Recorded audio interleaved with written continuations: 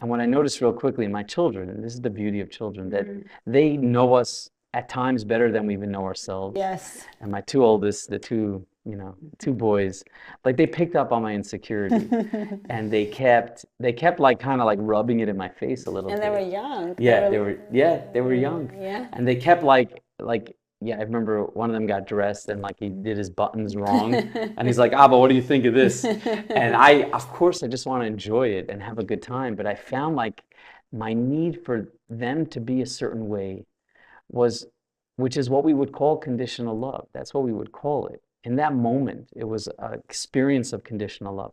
I needed them to be a certain way to quiet my own insecurities. And I placed attention upon them that they didn't deserve, they didn't need. And I think that we ultimately, but it was coming from myself, my own feelings of, am I really good enough? Am I valuable enough? Will people see me in a regard that I'd like to be seen, or will they see me as a human being with flaws? And in that moment, for whatever reason, I didn't want to be perceived as a person with flaws. I wanted to be seen as sort of put together. And I was forsaking myself, and worst of all, I was forsaking my children.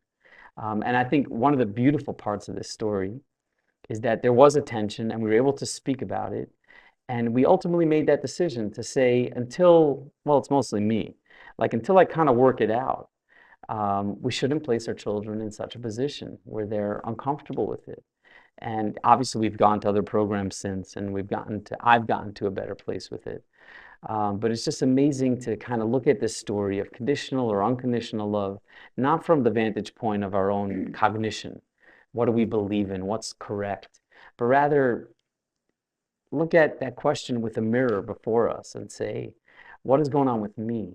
Why do I need my kids to be a certain way? Why do I impose certain beliefs on them? And I think the more we ask ourselves that question, the more we're going to realize that it's our own work. And if we do that well enough and we're aware enough of who we are as people, then we're going to have much less of a need to impose these sanctions upon other people that give them that sense of ultimate loss in who they are.